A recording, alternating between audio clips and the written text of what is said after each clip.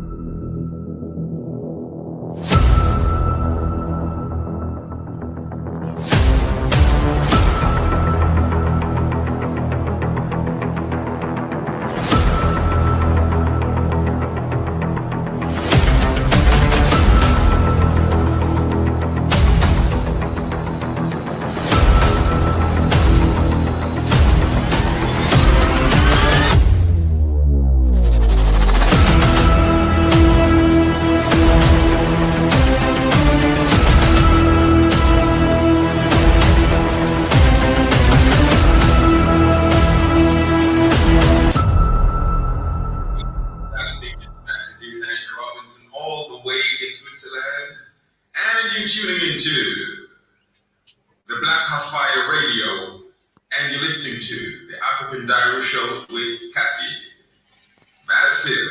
Stay tuned.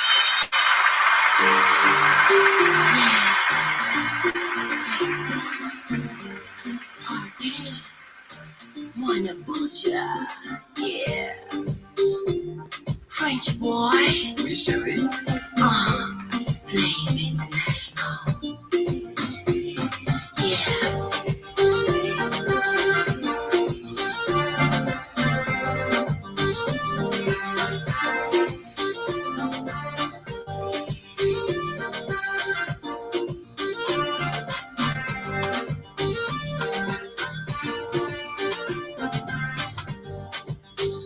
Nilishasema sitakuja tena.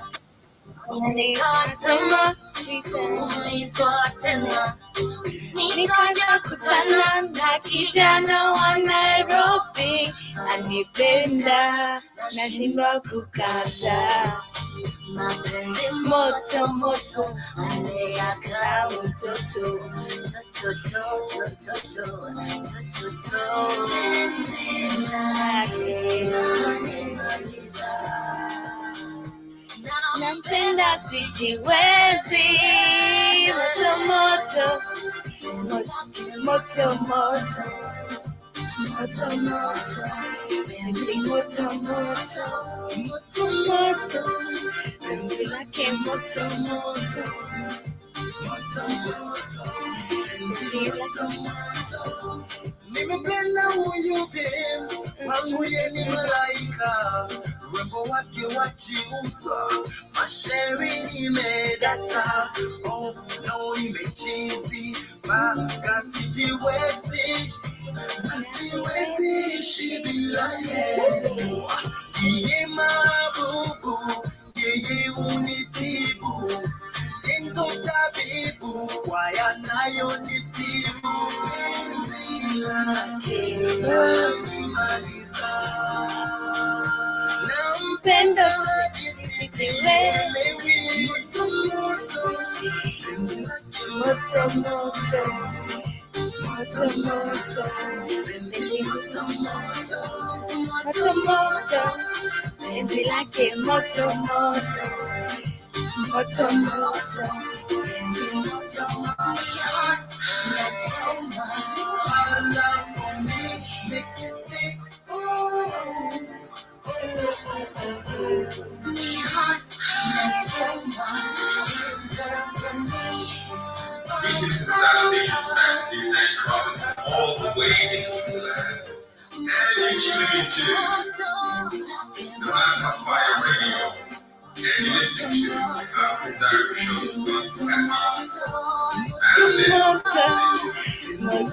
moto moto, moto moto, penzi moto moto, moto moto, penzi lake moto moto, moto moto.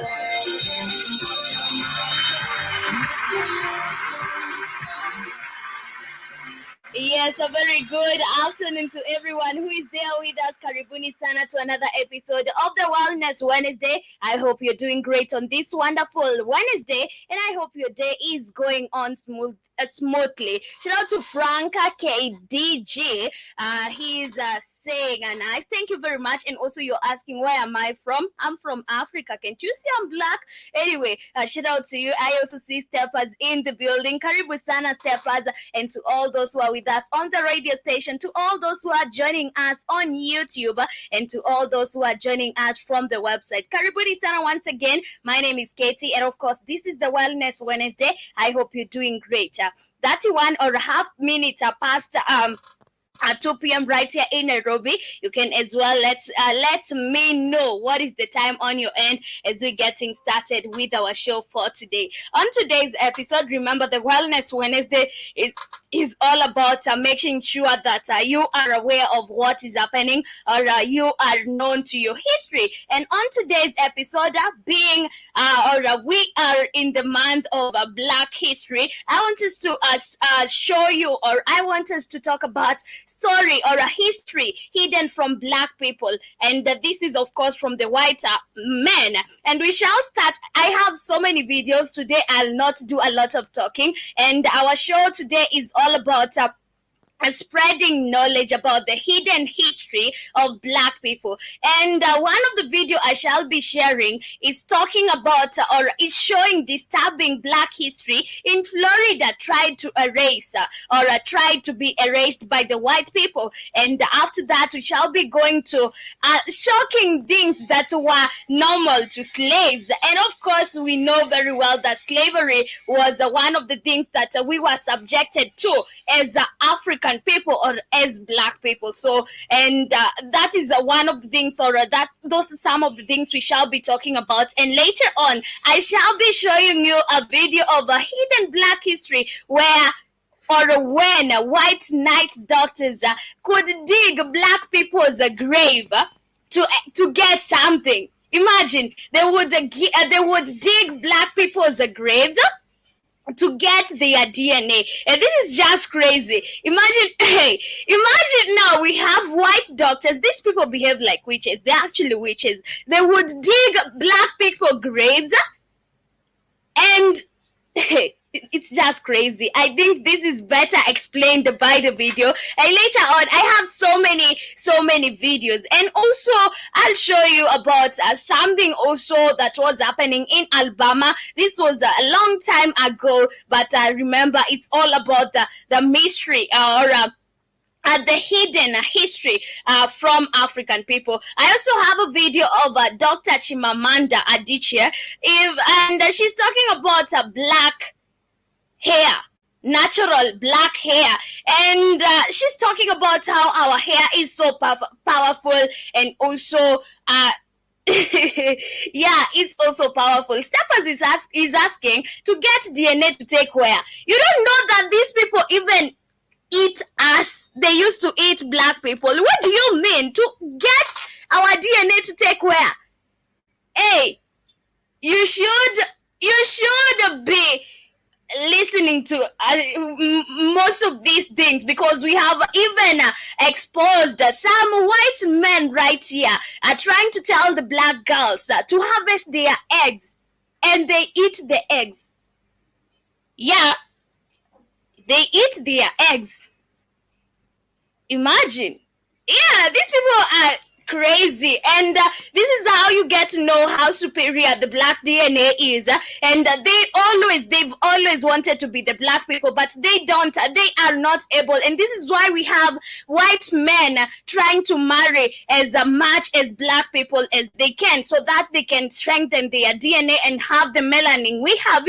This is why they always try to get to marry Black people. But anyway, we shall be talking about such conversations. So in case you're there and this is your first time, please make sure you subscribe to our channel. In case you are on TikTok, befriend us, and also on Facebook, make sure you are our friend and our follower as well. We started off our show with an amazing jam that was a racy featuring French Boy, and the jam was Moto Moto. I hope you did get to jam and to eat, but we are going back to one more jam, And this is Sisi Niwale. I hope you get to jump onto it. Remember to keep it interactive with me right here. Remember to keep on tapping the screen. Remember to also tell me what you think about this.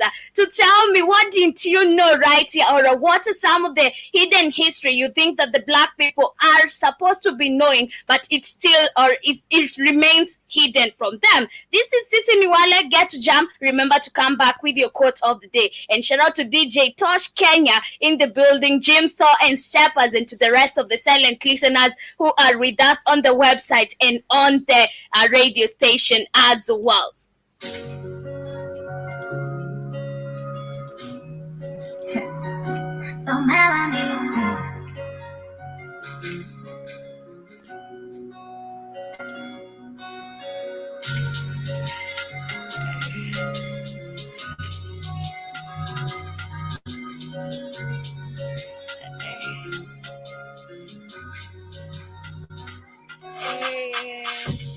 Sisi ni wale tuliosaidiwa na Mungu. Sisi ni wale tuliobarikiwa na Baba. Sisi ni wale tuliosaidiwa na Mungu. DJ Tosh Kenya is asking, which radio station is this? This is the Black Hot Fire Network, media of the 21st century. Make sure you follow us on TikTok. You'll get to know more about us. And also you can download our application on Google Play Store, where you can get to know much more about the Black Hot Fire Network radio station.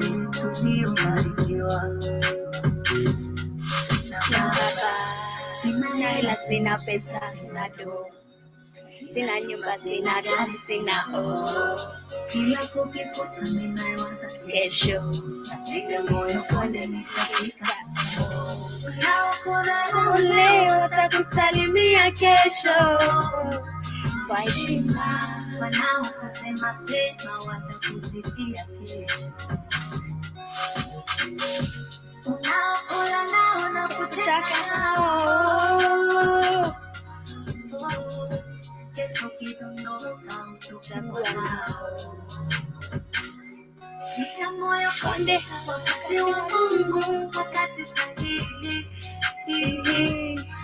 Yes, my quote of the day says, don't blame people for disappointing you. Blame yourself for expecting too much from them. Don't blame people for disappointing you. Blame yourself for expecting too much from them.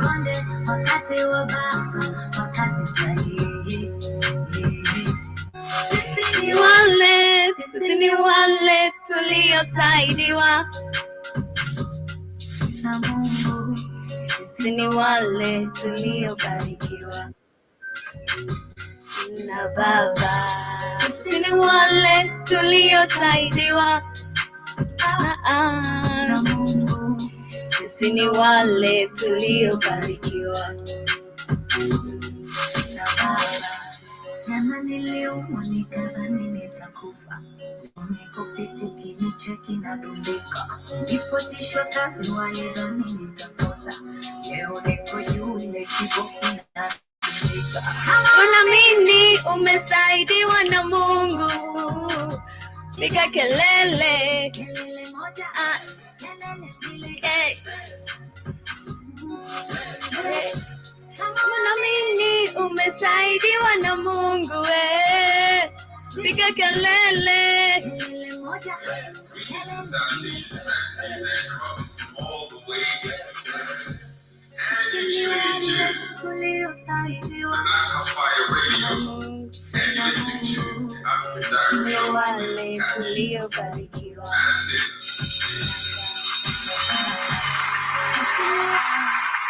Yes, welcome back. That is Ajal Madana. Okay, I don't know who did this song, but the song is called Sisi Niwale. Shout out to Steppers is saying, I guess most of them landed in America, still runs in the event. And also you CG Pam is saying, Mambo jirani, leo napika chapo nipitie majioni. Who are you? Who are you? And am I your neighbor? You are my neighbor. How? I don't know you.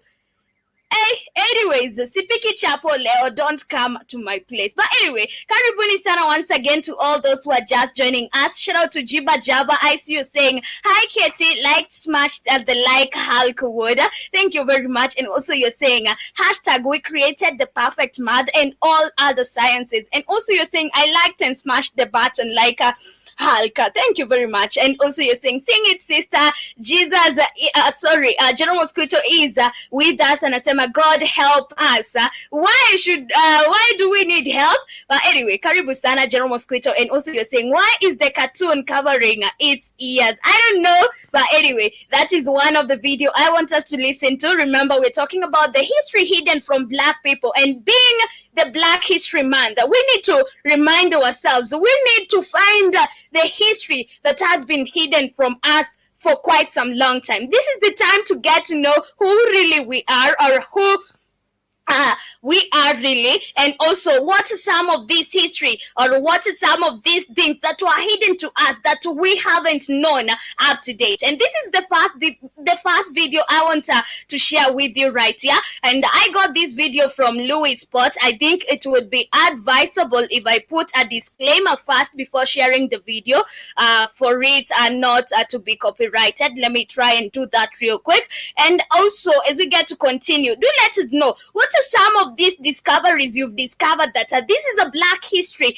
or this is a history hidden from us Black people that we should be knowing. What is some of these things that you think that we should be knowing as Black people, but you think it has been hidden from us for quite some long time? Shout out to Alex Kiptua. I see you in the building. Karibu sana. Yusuf, I see you in the building. Thank you very much, Steppers, for keeping it the Black Fire Network. And I hope you get to enjoy our conversation of the continue. Here is my video. Let me share it real quick as we get started. I have like 5 videos to share with you, so keep it the Black Hot Fire Network. We are about to learn most of the hidden history we've had, or most of the hidden history from the Black people.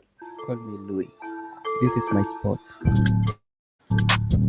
Louis Spot. I have a thing about hair, and it's a thing, by which I mean that I spend way too much time watching YouTube videos of women talking about their natural hair. It's a political thing. Is it? It is. A statement? Black women's hair is political. Are you making a statement? I don't intend This to. woman is saying that a black woman's hair has been politicized. And if you look at this is very true. But anyway, let's listen to her You have argument. imposed on you the statement. You really do. By walking in somewhere with my hair like this, people make assumptions. Most people would look at me and think, what the? I think people do make judgments about hair. And I think particularly for women, and particularly for Black women, I think, because the world is this incredibly globalized place, and what we define as beauty has become so homogenized, it's become one thing, really. When I was growing up in Nigeria, I didn't really think about hair. I didn't need to. I mean, I didn't think about many things. And I think the reason I started to think about hair here is perhaps because I also discovered race. And I think both were linked. And it just became, I straightening my hair. My sister said to me, you're going for this interview for the internship, make sure you take out the braids and straighten your hair so you look professional. And I thought, oh, okay. So I went and I did that. But at some point I started to think, why do I have to straighten my hair to look professional? Why do I have to go through all of this, to put lye in my hair, to go through the possibility of scalp burns so that I can look professional? And I think for me then it became about questioning who determines what professional is, and why do we live in a world where professional is defined so narrowly? And I just had this moment where I thought, I'm not doing this anymore. That's it, right? Black women, beauty has become, you have to look like Beyonce. And when you choose not to, then it becomes strange. And when you choose to wear your hair the way it grows from your head, it becomes a political statement, when often it isn't. The hair of Black women is so little understood. This is not so- only in women. We've seen even a men being arrested and being subjected to so many bad things because they have locks on their hair.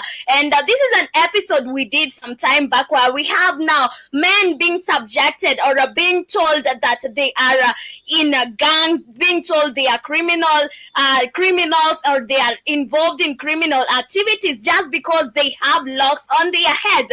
And this is something that has been brought up, and I think it was the Mzungu who brought this thing up, that now you can't rock your hair like that, because I don't see no reason why I can't rock my natural hair and be like, or let it grow the way it grows. But I don't know why they politicize black women's hair.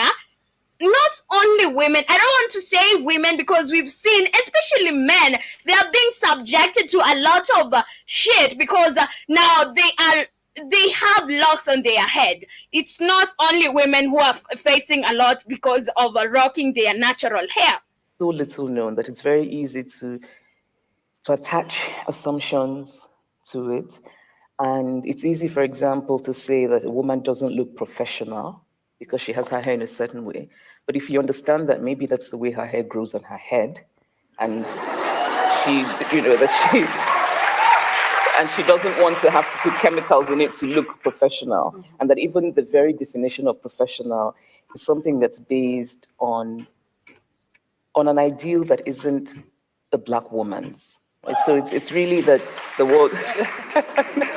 It's really that, so when people say to me, oh, I didn't know this, I think, well, I'm pleased because I really do believe in the importance of cross-cultural conversations. I think that it's the way to better understanding.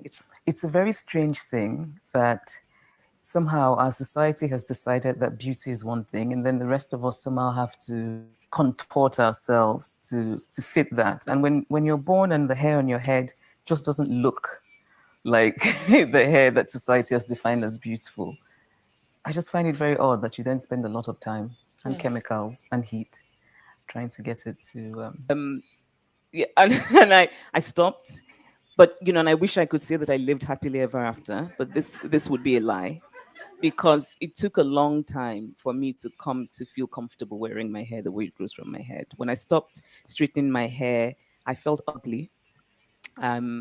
I then started to invest in many turbans because I just thought, yeah, this can pass as being stylish, but nobody will know I'm actually just hiding the fact that wearing my kinky hair makes me feel like I'm just not very attractive. And so it took a while. But so I wanted to write about that in Ifemelu's journey as well, because in some ways it's not just hair, it's coming into a fullness of yourself.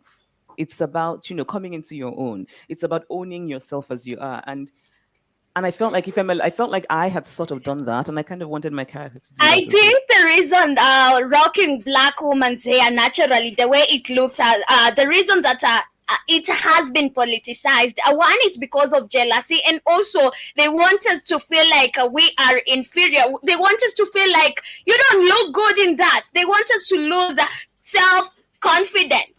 They want us to lose that self-esteem and now say that, if you only have white hair, you are beautiful. But when you have black hair, it's not beautiful. They keep on calling our hair still wool, but they still want to have it. But anyway, that is one of the video I really wanted to share with you. It's a long video. It's a 10-minute video. And just like I promised you, I have more than 5 videos to share with you. So I don't want to exceed on sharing that video. I will go to another different video. But I see Juba Jaba is saying, every household item, we did the work, so we made all the saving items, egg beater, washing machine, dustpan, sewing machine. Very true. We have to invest in buying those things where we can just craft them, and this is just a craft that African people should be able to do. But I see General Mosquito is saying that hairstyle is gorgeous.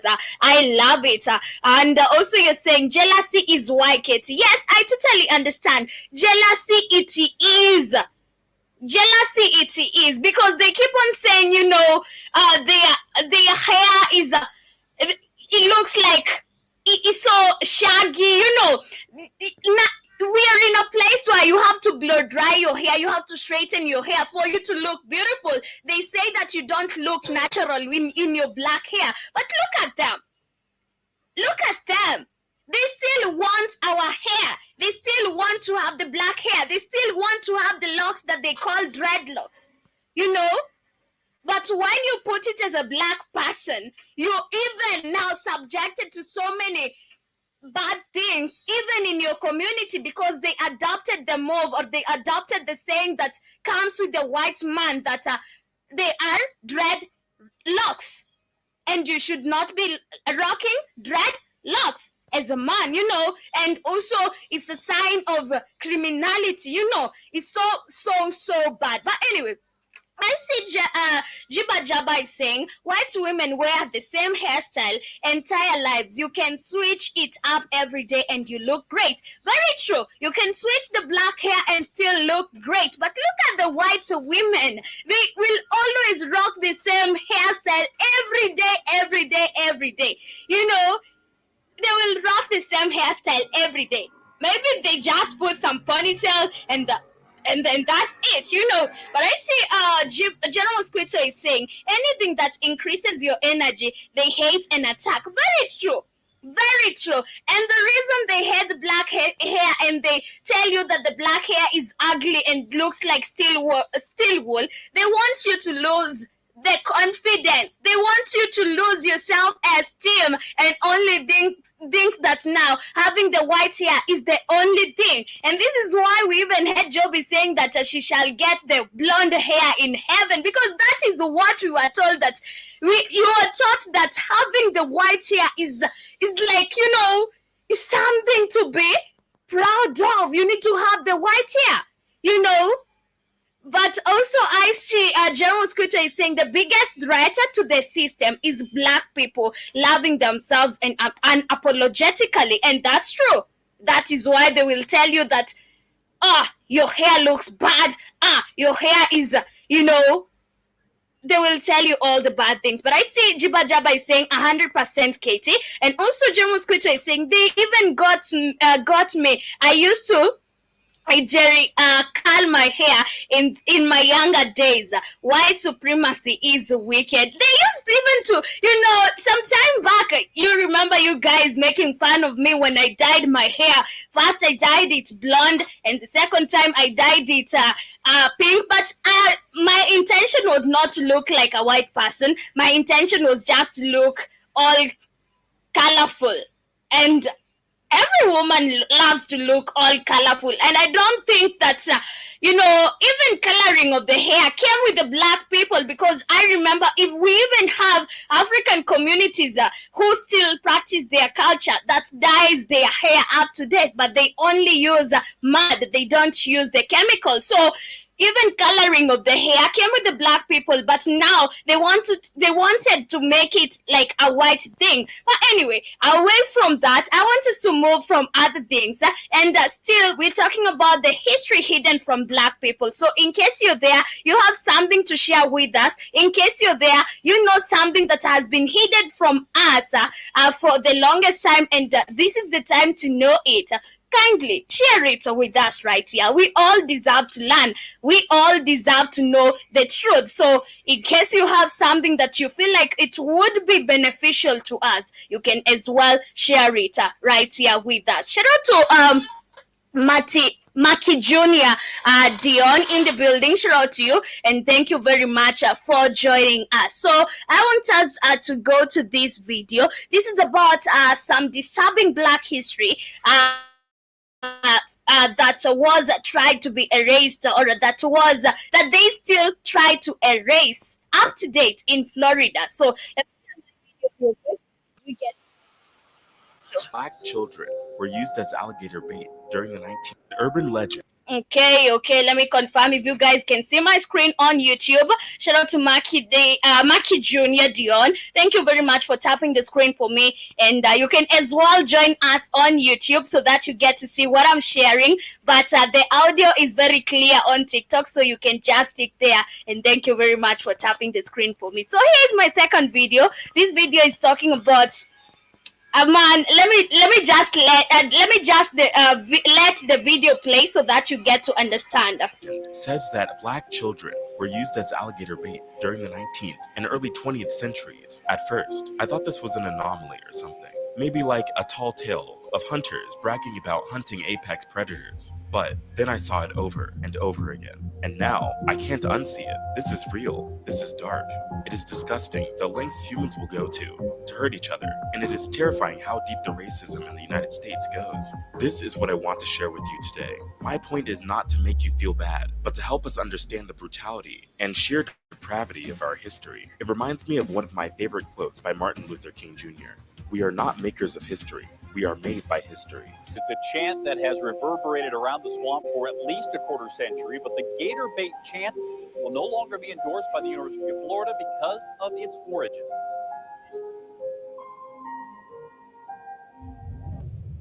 Back in 2020, the University of Florida banned its band and athletes from using the gator bait cheer. This was a part of a larger initiative to remove any symbols or association with the cheer's racist history. In 1996, after winning against their rival Florida State University, Lawrence Wright said, "If you ain't a gator, you must be gator bait." While the cheer itself is not racist, the phrase is. The phrase gator bait is connected to old stories about black children being used as bait for alligators. This was reported in many publications in the early 1900s, and there are some records to back it up. In the 1800s to 1900s, alligator hunting was a big business, a lucrative trade. The skin from these animals was used to make belts, bags, shoes, and other highly sought-after products. The white settlers saw the land and its wealth as unlimited. So, they would continuously deplete its resources, whether that meant mining, agriculture, or hunting wildlife. Crocodile and alligator hunting was a highly popular sport in the late 1800s and the early 1900s. Among all exotic leathers, both alligator and crocodile skins were very expensive and well-liked products. But the only way to get these skins was to hunt wild animals.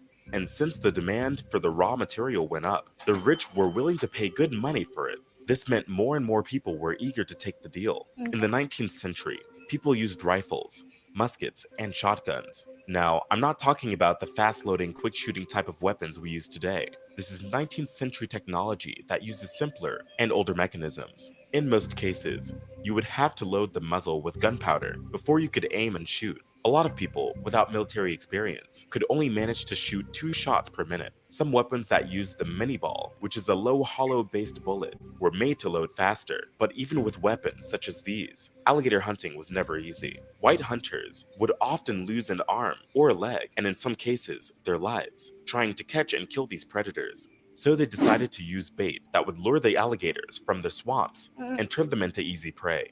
But this was no ordinary bait. Some say small black children were often used as bait to catch these apex predators. Imagine, these people used black children as bait to catch the alligators.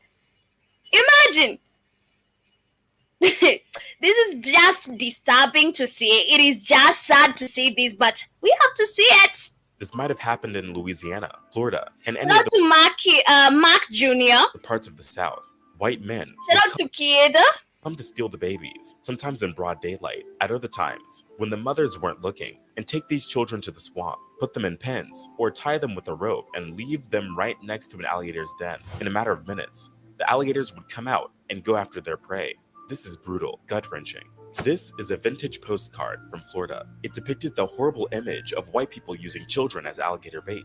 Such a deep level of racism was highly prevalent in the American South and was often used to attract tourists, making it a hotspot for white hunters. During the Jim Crow era, African Americans lived a horrible life. They were often mistreated, beaten, and killed in the most brutal way imaginable. If there was a way to oppress, maim, murder, or use black people, they would find it. The atrocities were endless, and they were a part of normal life. Some reports show that black children being used as alligator bait really happened. It happened to real people. Even though it might not have been a highly common practice, it did happen in some regions, especially in the South. It is hard to even process how someone can think of something like that. But for the deformed and deranged human mind, atrocities such as these were deemed normal. That's because black people were seen as subhuman, worthless, and savage.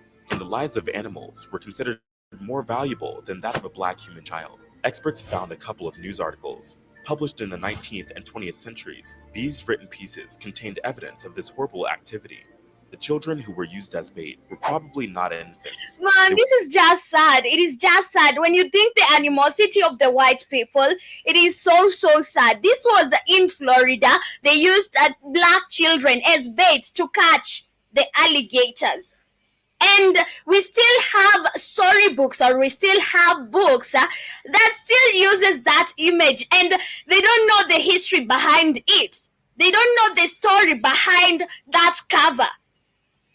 And I know so many of us have seen that cover where we have children on a boat or boats somewhere, and then we have the alligator in the water. But we thought it's just a storybook. We thought that it's just a story, and they used that cover to make so many stories, But at the end of the day, look at the animosity of these people. And these are some of the black history, or these are the histories that we should be looking back. And this is the month of the Black History Awareness, or the month of the Black History. So as black people, we should be digging to find the hidden history. Because at the end of the day, we deserve to know who these people are, who they really are. Imagine people who are capable of taking black children and giving them as bait, or using them as bait to catch an alligator. It's so sad, it's so sad, it's so crazy. And we still want to worship these devils. Imagine, we still want to worship them. We still want to treat them like superiors. We still want to bow down before them. This is crazy, man. African people, you should learn this. You should learn the hidden history from black people. And this is how you get to know that the white people are devils. These people are animals. They were taught to run out, sit, or make noises just at the right moment. When the alligator would burst out of its hiding place, the hunters would shoot. This created the perfect opportunity to catch the alligator off guard. Here's an article from the Washington Times from 1908. The word pickaninny is used to refer to a black child. This was a stereotype used to demean black children. White people used the term when they wanted to talk about something almost inhuman, unkept, and filthy. It was something dispensable. This was a common depiction even in popular media. The article talks about a zookeeper sending 2 black children into a paddock with more than 25 alligators and crocodiles. The hungry reptiles started chasing the children. This was a tactic they used to lead the reptiles back into their tank so that the tourists could view the animals in the summer. But there is more. Here's another article, this time from Richmond Times-Dispatch, issued in 1919. Here, in this mini story, we can see that the white community was not really happy with Florida authorities' decision to ban the use of African-American children as gator bait. Then, it goes on to mock these children as if it was their fault for the sudden disappearance of alligators because they supposedly ate the pickaninnies and had digestive problems as a result. This is just vile. Here's another article from St. Louis Republic, published in 1902. This one described all the floats featured in the Veiled Prophet Parade of the city. The Veiled Prophet organization was a secret society established by a former Confederate soldier. He organized this parade to depict the history of the Louisiana Purchase. Float number 15, titled Plantation Life in Louisiana, showcased a scene where a massive alligator was depicted devouring a chubby young African-American child. Articles were not the only forms of content that would cover this horrible imagery of alligator baits. There are also postcards, branding, posters, and memorabilia, all providing the exact same thing. This is a postcard, and it is one of the many examples that show black children being used as alligator bait. In the United States, these early postal cards were the text messages of their time. They were cheap and practical. Hello, E-Blessings. KE is asking, hapa ni wapi? This is the Black Hot Fire Network radio station, and the show is a Wellness Wednesday. In case you're wondering what's going on, I'm sharing a video about this top black history in Florida that they always tried to erase. And I'm sharing this because we are at the Black History Month, and we need to really know our history as black people. So in case you're wondering what we're talking about about, we're talking about the black or the hidden history from the black people. And of course, who hide the history? It's of course the white man, because they don't want us to know the truth. So karibu sana, make sure you're tapping the screen, make sure you're interacting with us, and also do let us know unatusikiza ukiwa wapi. Practical to make and could reach a wide range. Shout out to E Blessing. KE is saying thanks so much. Black Lives Matters. Of course they do matter, but not the slogan from the American people. Audience. At the time, they were meant to be mailed as commercial ads. Many of these postcards were printed with small designs or sketches called vignettes. They had a message on the side. At first, the cards were made just in black, but in time, they became increasingly available in color. The many surviving examples of such postcards tell a horrendous story. They were meant to address the people willing to use the lives of black children to collect a prized commodity, alligator skin. The white hunters were using human blood and flesh to lure monstrous crocodiles and alligators. To prepare for the activity, it is said that some white people kidnapped black children, tied them to a string, and dropped them in the swamps. Others would get groups of children and order them to stay over the alligator swamp, near the open mouths of hungry alligators. These children were fed to the predator's hole. This is a documented event that can also be seen in old artifacts, such as product packaging and knickknacks. Here is a classic example of household ornaments that were sold in areas where alligator baits were deemed a tourist attraction. At the time, the shelves in stores were covered with these decorative objects. These antiques come in bold colors and highly intricate designs that don't shy away from America's brutal past. Many of these trinkets are displayed in the Jim Crow Museum of Racist Imagery. This was a system built upon itself to create and keep a society stuck in a vicious cycle of racial hierarchy. The gator bait was also included in popular rhymes and songs. Take The Mammy's Little Alligator Bait by Henry Wise and Sidney Perrin, for example. This lullaby was published in 1899. The lullaby teaches readers to sing and play a song about the gator bait. I can only guess who was reading it, probably white children. The lyrics are relatively simple and easy to follow, and the music appears to be easy to perfect. I can't even imagine to what lengths did white parents go to shape and corrupt the minds of their children, filling them up with ideas of pure hatred and racism, even before they were ready to understand right from wrong. Here's another example, this time a poem. This one gets to the point right away. It describes how a white hunter can't find a standard bait to catch a crocodile, but there are some black children playing around, which can serve as the perfect replacement. He can place the child on a hook and leave it to dangle over the swamps. The hunter waits, and the tempting bait does its job, and then swoops in for the kill. There's another book called Amos that talks about an alligator and black children. This book was published in 1957 in New York by the Comet Press Books. In this story, two young children of African American descent, called Buttercup and Amos, are playing in the swamp. They meet a crocodile named Snip Snip, and the three become best friends. Now, this plot is the complete opposite of what we see in other stuff. The children play happily with the crocodile, and there's no tragic ending. In the book, Amos and Buttercup embarked on an exciting journey alongside Snip Snip, even riding on the crocodile's back.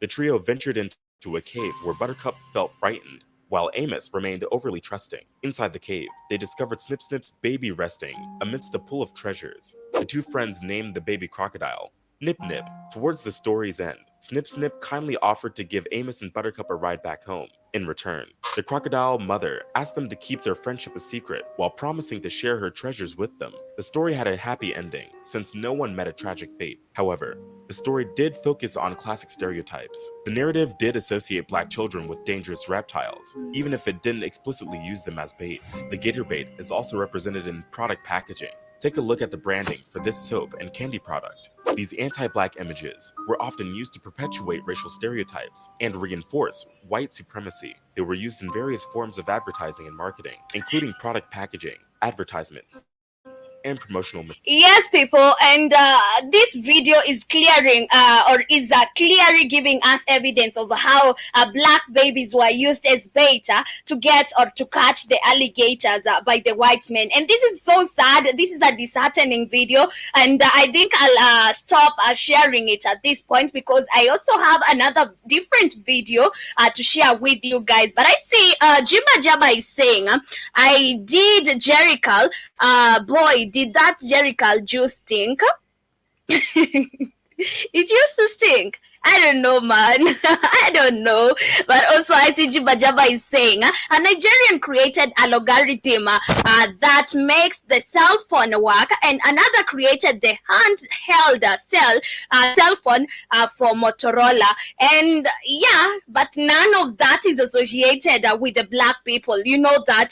And also, ICG Bajaba is saying, some say, come on, man, just tell it. Yeah, this is what I'm doing. And also, ICG Bajaba is saying, yeah, set them straight on a Black Lives Matter. Man, not the American slogan. Yeah, we know the Black Lives Matter, but not that slogan though, you know. But anyway, we are heading to another different video. And on this video, I want to show you when white knight doctors used to dig black people's graveyards. Yes, I want to show you that. But anyway, here is my video. Let me share my screen real quick so that we get to understand what I'm talking about. Shout out to E Blessing. Thank you very much for sharing the live. And shout out to Kinara. Kinara, man. You guys, you need to stop flattering with us right here. Kinara is saying, I know I can't have your eyes, but our kids can. Man, stop it. Stop it. Stop it, man. I'm at work. You don't need to do that when I'm working. But anyway, let me share my screen real quick so that you get to understand what I'm talking about. Okay, so here is my video and enjoy. What if we say that black people living in the United States should not trust the healthcare system? This might seem an old opinion, but the truth is that black history shows the reasons. From experimenting in men with syphilis to seeing the impacts of digging black people's graves to experiment on them, a lot has been hidden from you. Most people believe that black people only saw racism and discrimination in the economy and society, but they don't know that scientific and medical racism is more disturbing. So, what was done to black people which makes us doubt the present-day healthcare system? Let's find out. The Black History Archives. Beginning in 1932, 600 African-American men from Macon County, Alabama, were enlisted to take part in a scientific experiment on syphilis. Dubbed the Tuskegee Study of Untreated Syphilis in the Negro Male, the study was conducted by the United States Public Health Service. It involved blood tests, x-rays, spinal taps, and autopsies of the subjects. More and more black men wanted to participate in the study, thinking it could save them from diseases. However, they did not know the ulterior motives behind the study. In reality, the goal was to observe the natural history of untreated syphilis in black populations. However, the subjects were unaware of this and were simply told they were receiving treatment for bad blood. In reality, they received no treatment at all. Even after penicillin was discovered as a safe and reliable cure for syphilis, the majority of men did not receive it. But to really understand the heinous nature of the Tuskegee experiment, one needs some societal context, a deep understanding. I remember Kida talking to us about the Tuskegee or Tuskegee. I don't know which is the right pronunciation, but I think it's better to say the Tuskegee experiment. And he talked about how these people spread syphilis to our people, lying to them we are creating a medicine for them. Shout out to Messi Blackout Fire. Karibu, I knew you had to hop into this. Karibu sana. Yeah, I think I'm in a bad area. Can you hear me, Katie? I hear you, kid. All right, I think I'm in a bad area. But anyway, yeah. Well, some of the level of psychopathy that most black people around the world don't understand. Everywhere they've gone. So imagine a group of individuals who are backwards, poor, dumb, fucked up, find enough technology by black people. Now they're able to leave their small area called Europe and inflict their psychopathy.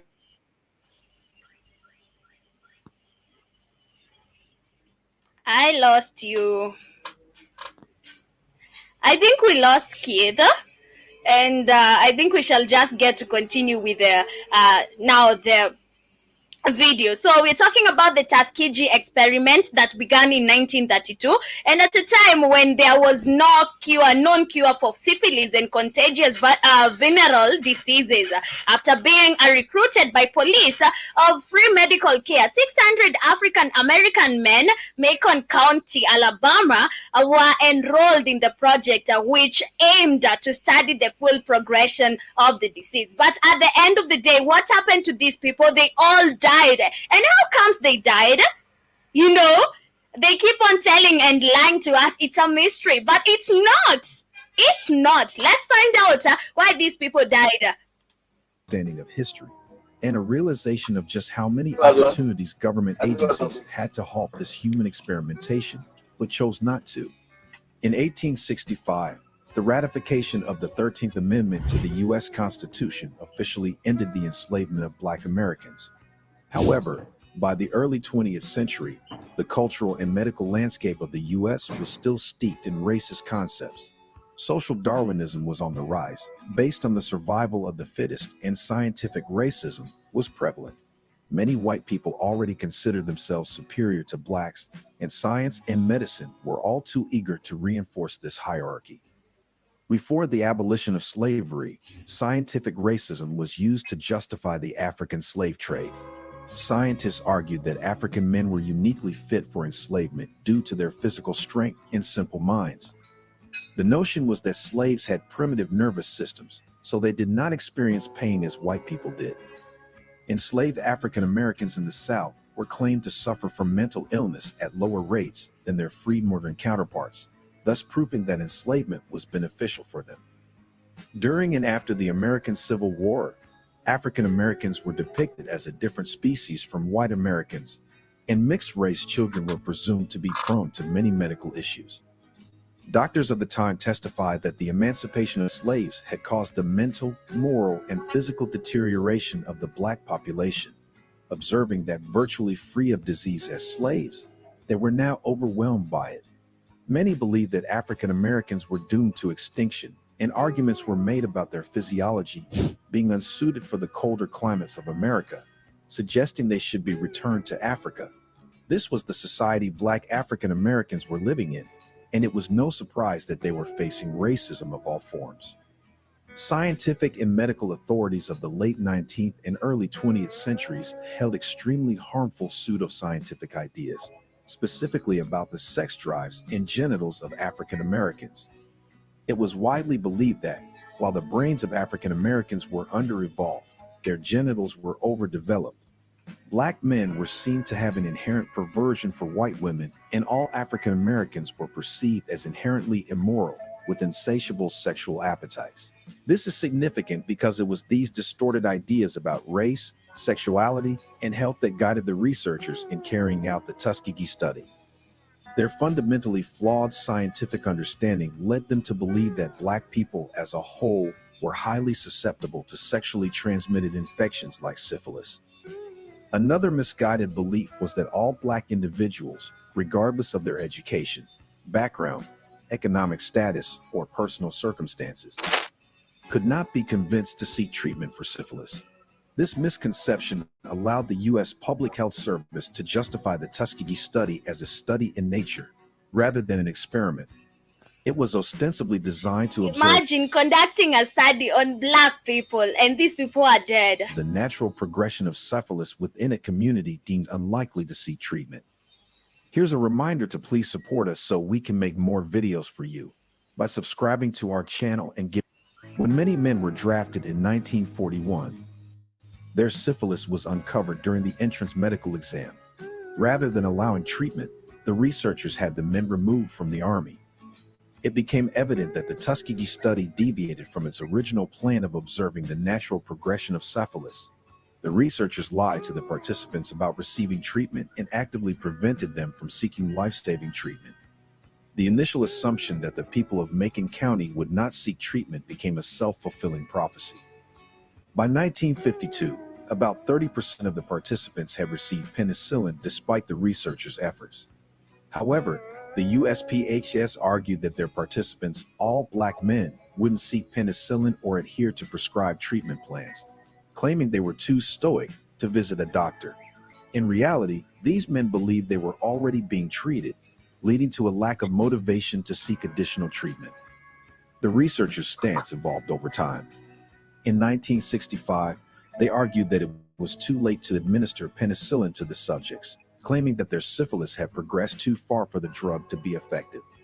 While a convenient justification for continuing the study, it's worth noting that penicillin is, and was, recommended for all stages of syphilis and could have halted the disease's progression in the patients. The Tuskegee study persisted until November 16, 1972, when a whistleblower, Peter Buxton, leaked information to the New York Times, leading to his front-page publication. By this time, only 74 test subjects remained alive. 128 patients had succumbed to syphilis or its complications, 40 wives had been infected, and 19 children had acquired congenital syphilis. Public outrage followed. Imagine children getting syphilis. This is just The crazy. National Association for the Advancement of Colored People launching a class action lawsuit against the USPHS. The suit was settled 2 years later for $10 million, with an agreement to cover the medical treatments of all surviving participants and infected family members, the last of whom passed away in 2009. However, these experiments were not limited to men only. In a case exposing the exploitation of Black women dating back to the 1950s and spanning 70 years, Thermo Fisher Scientific Incorporation has reached a settlement in a lawsuit filed by the estate of Henrietta Lacks against the biotech firm for its involvement in what the legal action deemed a racially unjust medical system. In 1951, Lacks was diagnosed with cervical cancer at Johns Hopkins, Baltimore, one of the few hospitals in the area that treated African Americans at the time. During her treatment, a sample of her cancer cells was taken without her knowledge or consent. The lawsuit accused Thermo Fisher of unjust enrichment and illegal profiting from Lack's genetic material, stating, "Black suffering has fueled innumerable medical progress and profit, without just compensation or recognition." Henrietta Lacks cells, known as HeLa cells, have significantly influenced medical science since their extraction in 1951. These cells have played a crucial role in the development of the polio vaccine, cancer research, studies on the effects of radiation and toxic substances, gene mapping, and various other scientific endeavors. But things don't end here. The 18th and 19th centuries ushered in a new approach to medicine, emphasizing increased anatomical knowledge and dissections. Consequently, Welcome back, Keith. Can you hear me? I think not. the demand for cadavers or corpses surged, surpassing the available supply. Additionally, social attitudes toward the dissection and dismemberment of corpses were largely negative at the time, often viewed as punishment for the most heinous criminals. The solution then was grave robbing. Individuals would not only steal the bodies of deceased enslaved Black individuals, but also take the corpses of Black men, women, and children from their graves, selling them to medical schools. By the turn of the 18th century, the majority of New York City's dissection tables were populated with Black bodies, despite the Black community comprising only 15% of the population at the time. This practice was also widespread in Maryland and Virginia. In fact, Virginia Commonwealth University officially apologized for this practice in September 2022.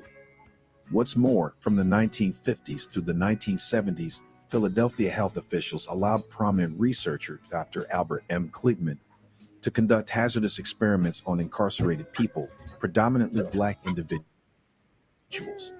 Kligman intentionally exposed Black men to dermatological, biochemical, and pharmaceutical experiments, including significant tests involving dioxin, the toxic chemical in the biochemical weapon Agent Orange that can even burn bones.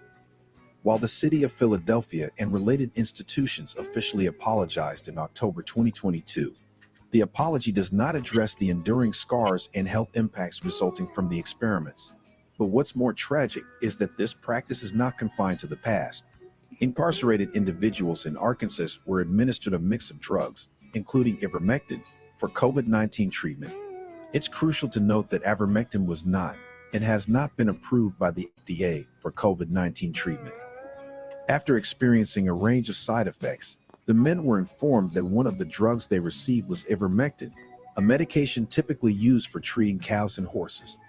The abuse of Black bodies within the incarcerated population didn't only impact men. Black women faced a different form of abuse and exploitation. They were often subjected to forced sterilization without their consent. Between 1909 and 1979, California forcibly and legally sterilized around 20,000 women, with the majority being Black women and other women of color who were incarcerated or under state guardianship, received incapacity. In North Carolina, sterilizations were also employed against Black women in state institutions with the goal of weeding out any feeble-minded. What do you think?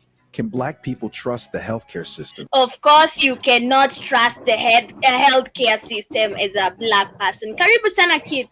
I don't know if you hear me now. Yeah, I hear you. All right. Let me see what I have to say. Okay. Before I go out again. What you see, family, is imagine you got an insane asylum. That's what we're gonna call Europe, right? You got a group of insane people in an insane asylum, and they're able to break free, right? And they break free from this insane asylum, and they leave the insane asylum and go all over the world. So you have a group of insane people. They do insane acts. See, Katie misjudged called it animosity. It's not animosity. It's insanity. It's psychopathy. It's evil on a level that an African cannot fathom. See, Katie being a human being, she called it this animosity. Not animosity. It's psychopathy on a level that an African person, unless they've been around it for years, like maybe the South African and American African, understands what they're looking at. The African under colonialization was only under the rule directly for maybe 100 years. So and those stories are not passed on, sadly, through the generations of what white people did is not in their history books, but they always erase their own history and make fake lies up. So a lot of Africans on the continent are disarmed or disengaged from actually knowing European and their brutality. They're told that they came to Africa to help them out and be missionaries, which is absolutely insane, crazy talk. Because if that was the case, why do Europeans own the majority of land in Africa? They came to be your friends, you know. So you're dealing with a level of psychopathy, evil, that the African mind cannot fathom. You know, it just isn't the gator bait. You go down the rabbit hole, it's a level of depravity that most human beings cannot fathom. And this is who they are. There's no different white man because he ended up in South Africa or Australia or in Florida. They come from Europe. They're the same people. Okay? And they rightly so, they call them now devils. That's what they were always called. They're devils. You know, call a spade a spade. That's what the Africans now looked at these people as an angel. You're calling the devil an angel. But when you go down the rabbit hole, same atrocities that were occurring in America were also established in Africa. Africa wasn't well documented. The stuff they did in Africa is on another astronomical level when they were colonizing Africa. The atrocities, the genocides, there's more genocides that you'll never know about that they done in Africa.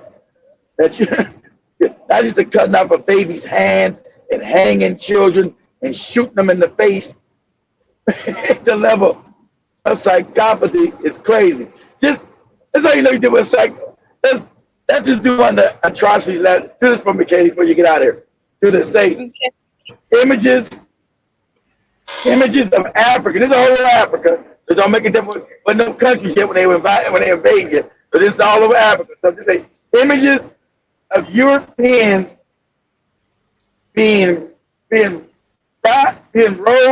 on African people's backs.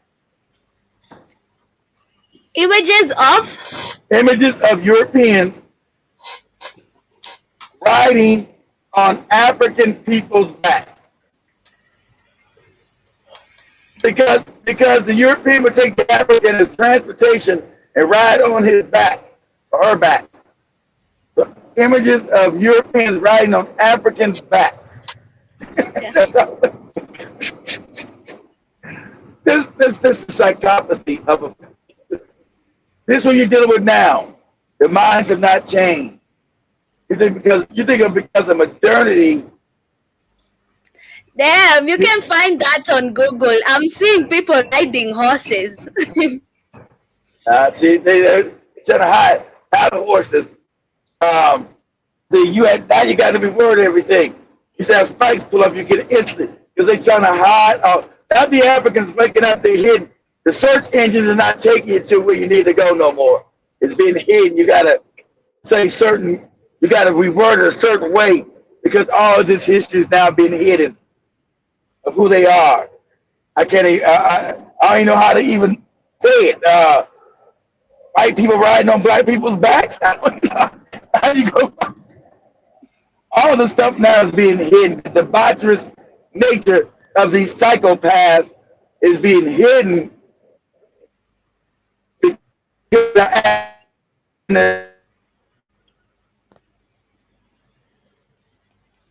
Did we lose you again? Oh, you lost me? Oh, I hear you now. Okay, yeah, I'm at the bad area. I don't know what. So the children are now asking, what did you do, Grandma? Why don't we own shit? Why are we in poverty in the richest continent on the planet? What the hell is going on? So with the young African mind trying to find out, all the information now is being hidden. Like,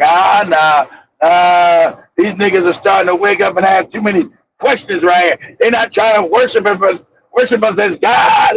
Hey, white man, we love you. Yeah. They're like the kids said, nah, I don't got no land. I'm broke and fucked up. What's going on?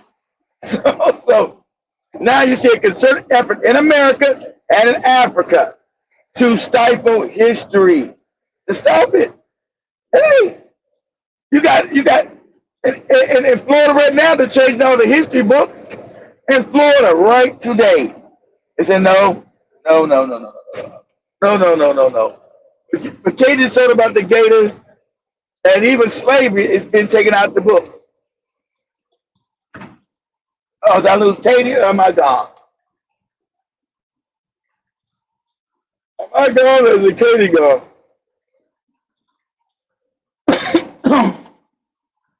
Yeah, let me know. Am I gone or is Katie gone?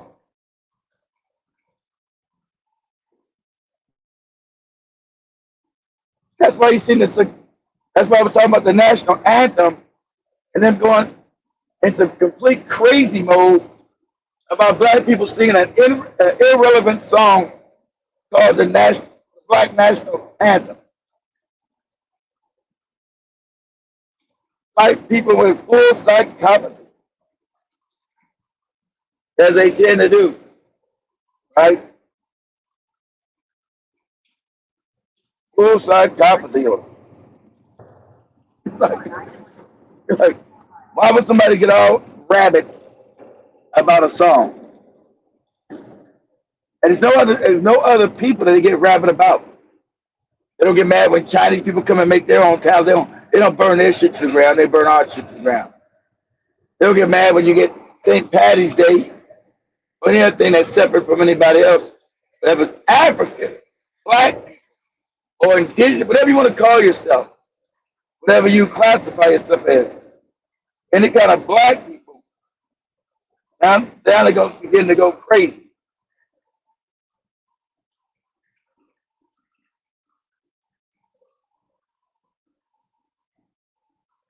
Okay, Katie's gone. All right. I thought it was me. Now they're going to pull out the full spectrum of craziness.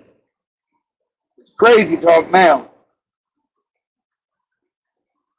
They're going to pull out the full spectrum of crazy talk.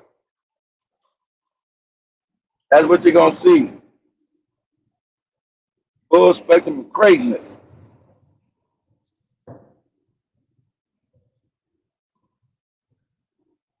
See if Katie comes back. They're probably done. If she come on back. Shoot. Excuse me, y'all.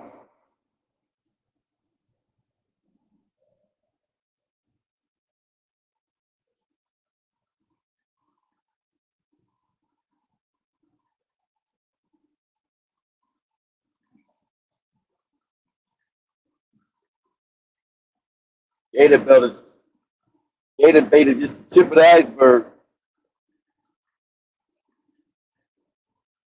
You know, when it concerns us.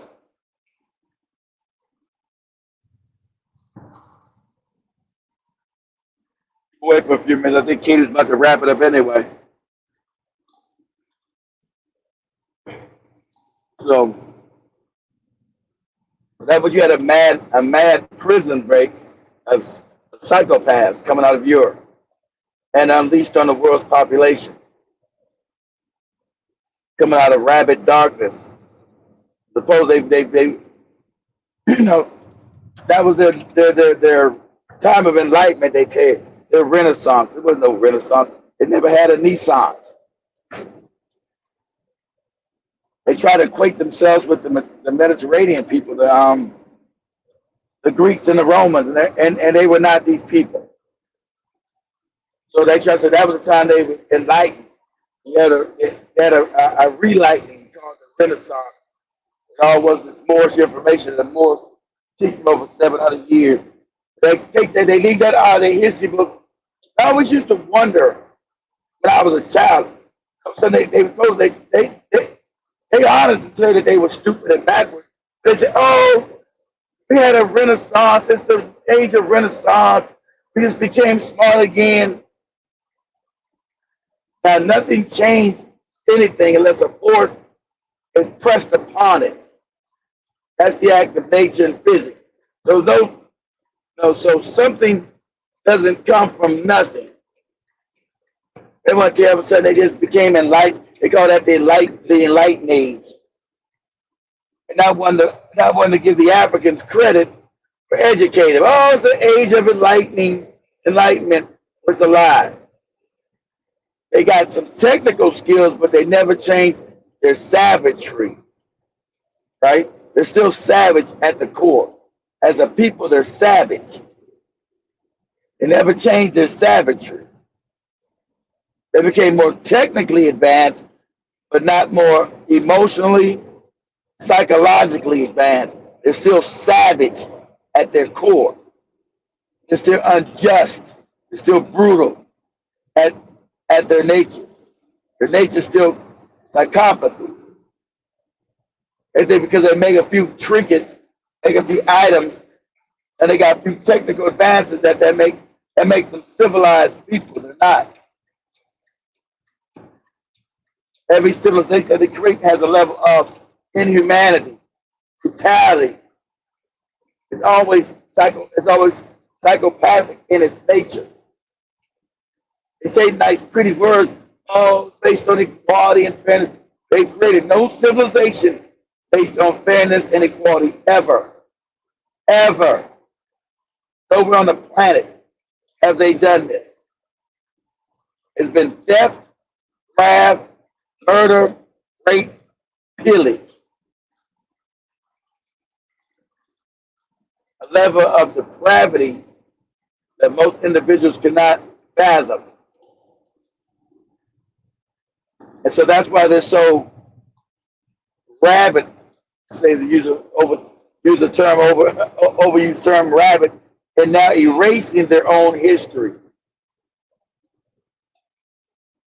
People try to, you got people try to call it white guilt. They don't feel guilty of anything.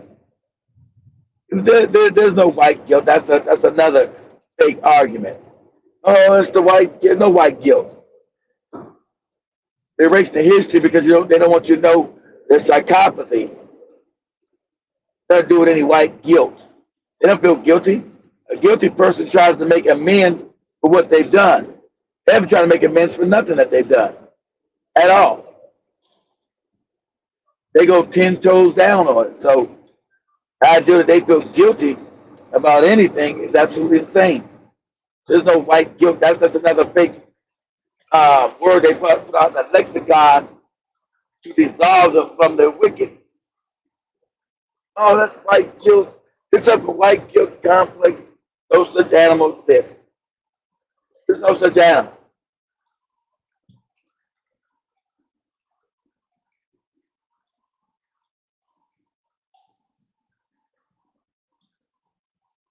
You know, when you they're upset that their psychopathy has been pushed to the forefront, and you can recognize what you're seeing now.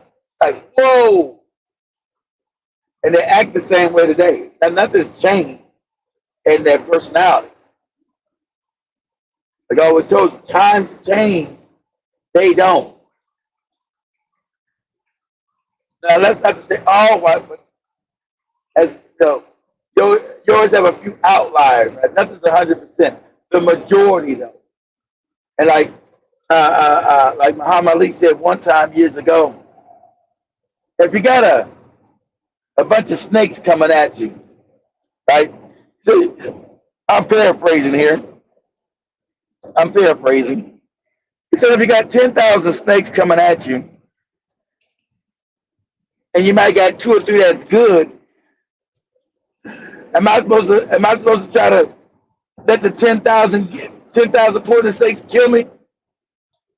So I can defend off the 3 that's good in there that's not trying to kill me? Or should I shut the door on all of them so I can have me and my family safe? You know, that's an honest question. An honest question that black people have to ask for themselves. Because you might have 2 or 3 good people, white people. How would you know? Who are they? How would you examine that they're actually decent? Because you're gonna have an outlier. You're gonna have 1 or 2 and 10,000. But do I have time as a black person to seek out that 1 or 2, 3 good white people? No, I don't. Especially when my safety and my existence is in the balance. I don't. So I'm not gonna make a blanket statement and say all white people that way. I'm gonna say the majority are though. And so since I can't distinguish from the majority and the few that are good, hey, I gotta act accordingly. For my own safety, for my own security, for my own longevity.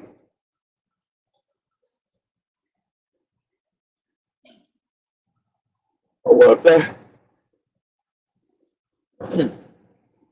the internet went off, usually she would have popped back in here. If the internet went off or the lights went off over there.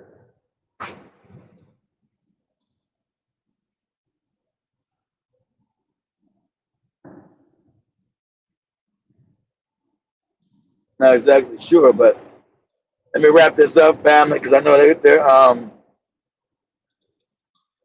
about to start the show because it's about to be 4 o'clock over there now. That's when they would do the Tafanga show. So it's almost 8 o'clock here. That means it's 4 o'clock in the afternoon there. Wrap this up. So much love, Giver. See you later, brother. Have a good afternoon. Coming from everybody in Columbia, South Carolina. I don't know why my internet was so bad in the beginning, but hey, I'm in the South. A lot of shit don't work in the South. So I want to say much love to everybody. Everybody have a good morning. Not afternoon here. Everybody have a good morning. Yeah, I'm about to come into this traffic jam anyway. Peace, family. Everybody else, if you're here, go download the Black Eye Fire Network app. It's updated. We got the TV section. So we can start, when we start, sometimes I'm just going to be on the app. I'm just going to do it on the network.